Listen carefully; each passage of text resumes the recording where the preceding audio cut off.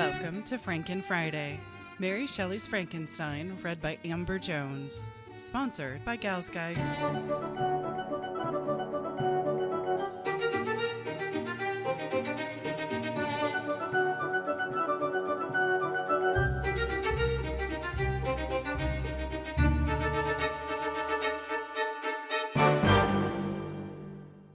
Chapter 17. The being finished speaking, and fixed his looks upon me in expectation of a reply. But I was bewildered, perplexed, and unable to arrange my ideas sufficiently to understand the full extent of his proposition. He continued, "You must create a female for me, with whom I can live in the interchange of those sympathies necessary for my being. This you alone can do, and I demand it of you as a right which you must not refuse to concede." The latter part of his tale had kindled anew in me the anger that had died away while he narrated his peaceful life among the cottagers, and, as he said this, I could no longer suppress the rage that burned within me. "I do refuse it," I replied, "and no torture shall ever extort a consent from me. You may render me the most miserable of men, but you shall never make me base in my own eyes. Shall I create another like yourself, whose joint wickedness might desolate the world? Begone! I have answered you. You may torture me, but I will never consent." "You are in the wrong," replied the fiend, "and instead of threatening, I am content to reason with you. I am malicious because I am miserable. Am I not shunned and hated by all mankind? You, my creator, would tear me to pieces, and triumph. Remember that, and tell me why I should pity man more than he pities me. You would not call it murder if you could precipitate me into one of those ice rifts and destroy my frame, the work of your own hands. Shall I respect man when he condemns me? Let him live with me in the interchange of kindness, and instead of injury I would bestow every benefit upon him with tears of gratitude at his acceptance. But that cannot be. The human senses are insurmountable barriers to our union. Yet mine shall not be the submission of abject slavery. I will revenge my injuries. If I cannot inspire love, I will cause fear, and chiefly towards you, my arch-enemy, because my creator, do I swear inextinguishable hatred. Have a care. I will work at your destruction, nor finish until I desolate your heart, so that you shall curse the hour of your birth." A fiendish rage animated him as he said this. His face was wrinkled into contortions too horrible for human eyes to behold. But presently he calmed himself and proceeded. "I intended to reason. This passion is detrimental to me, for you do not reflect that you are the cause of its excess. If any being felt emotions of benevolence towards me, I should return them 100 and 100-fold. For that one creature's sake I would make peace with the whole kind. But I now indulge in dreams of bliss that cannot be realized. What I ask of you is reasonable and moderate. I demand a creature of another sex, but as hideous as myself. The gratification is small, but it is all that I can receive, and it shall content me. It is true, we shall be monsters, cut off from all the world, but on that account we shall be more attached to one another. Our lives will not be happy, but they will be harmless, and free from the misery I now feel. Oh, my Creator, make me happy. Let me feel gratitude towards you for one benefit. Let me see that I excite the sympathy of some existing thing. Do not deny me my request." I was moved. I shuddered when I thought of the possible consequences of my consent, but I felt that there was some justice in his argument. His tale, and the feelings he now expressed, proved him to be a creature of fine sensations, and did I not, as his maker, owe him all the portion of happiness that it was in my power to bestow? He saw my change of feeling, and continued. "If you consent, neither you nor any other human being shall ever see us again. I will go to the vast wilds of South America.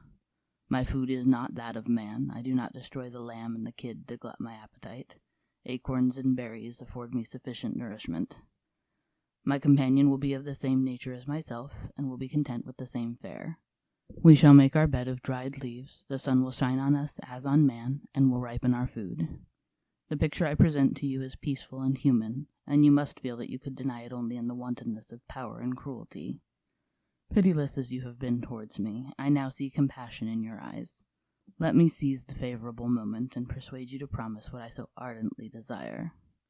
You propose, replied I, to fly from the habitations of man, to dwell in those wilds where the beasts of the field will be your only companions. How can you, who long for the love and sympathy of man, persevere in this exile? You will return and again seek their kindness, and you will meet with their detestation. Your evil passions will be renewed, and you will then have a companion to aid you in the task of destruction. This may not be. Cease to argue the point, for I cannot consent. How inconstant are your feelings! But a moment ago you were moved by my representations, and why do you again harden yourself to my complaints? I swear to you by the earth which I inhabit, and by you that made me, that with the companion you bestow I will quit the neighborhood of man, and dwell as it may chance in the most savage of places. My evil passions will have fled, for I shall meet with sympathy. My life will flow quietly away, and in my dying moments I shall not curse my Maker. His words had a strange effect upon me. I compassionated him, and sometimes felt a wish to console him. But when I looked upon him, when I saw the filthy mass that moved and talked, my heart sickened, and my feelings were altered to those of horror and hatred. I tried to stifle these sensations. I thought that as I could not sympathize with him, I had no right to withhold from him the small portion of happiness which was yet in my power to bestow. You swear, I said, to be harmless, but have you not already shown a degree of malice that should reasonably make me distrust you? May not even this be a feint that will increase your triumph by affording a wider scope for your revenge? How is this? I must not be trifled with, and I demand an answer. If I have no ties and no affections, hatred and vice must be my portion. The love of another will destroy the cause of my crimes, and I shall become a thing of whose existence everyone will be ignorant. My vices are the children of a forced solitude that I abhor, and my virtues will necessarily arise when I live in communion with an equal. I shall feel the affections of a sensitive being, and become linked to the chain of existence and events from which I am now excluded. I paused some time to reflect on all he had related, and the various arguments which he had employed. I thought of the promise of virtues which he had displayed on the opening of his existence, and the subsequent blight of all kindly feeling by the loathing and scorn which his protectors had manifested towards him. His power and threats were not omitted in my calculations. A creature who could exist in the ice caves of the glaciers, and hide himself from pursuit among the ridges of inaccessible precipices, was a being possessing faculties it would be vain to cope with. After a long pause of reflection, I concluded that the justice due both to him and my fellow creatures demanded of me that I should comply with his request. Turning to him, therefore, I said, I consent to your demand, on your solemn oath, to quit Europe forever, and every other place in the neighborhood of man, as soon as I shall deliver into your hands a female who will accompany you in your exile. I swear, he cried, by the sun, and by the blue sky of heaven, and by the fire of love that burns my heart, that if you grant my prayer while they exist you shall never behold me again. Depart to your home and commence your labors. I shall watch their progress with unutterable anxiety, and fear not but that when you are ready I shall appear. Saying this, he suddenly quitted me, fearful, perhaps, of any change in my sentiments. I saw him descend the mountain with greater speed than the flight of an eagle, and quickly lost him among the undulations of the sea of ice. His tale had occupied the whole day, and the sun was upon the verge of the horizon when he departed. I knew that I ought to hasten my descent towards the valley, as I should soon be encompassed in darkness, but my heart was heavy and my steps slow. The labor of winding among the little paths of the mountains and fixing my feet firmly as I advanced perplexed me, occupied as I was by the emotions which the occurrences of the day had produced. Night was far advanced when I came to the halfway resting place and seated myself beside the fountain. The stars shone at intervals as the clouds passed from over them. The dark pines rose before me, and every here and there a broken tree lay on the ground. It was a scene of wonderful solemnity, and stirred strange thoughts within me. I wept bitterly, and clasping my hands in agony, I exclaimed, "Oh, stars and clouds and winds, ye are all about to mock me. If ye really pity me, crush sensation and memory. Let me become as naught, and if not, depart, depart, and leave me in darkness." These were wild and miserable thoughts, but I cannot describe to you how the eternal twinkling of the stars weighed upon me, and how I listened to every blast of wind, as if it were a dull, ugly sirocc on its way to consume me. Morning dawned before I arrived at the village of Chamonix.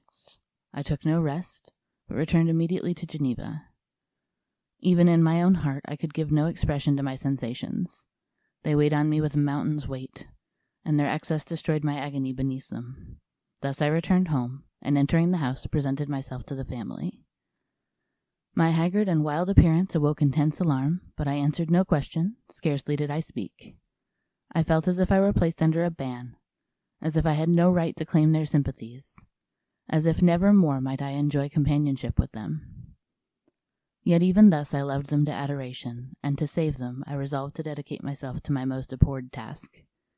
The prospect of such an occupation made every other circumstance of existence pass before me like a dream, and that thought had only to me the reality of life.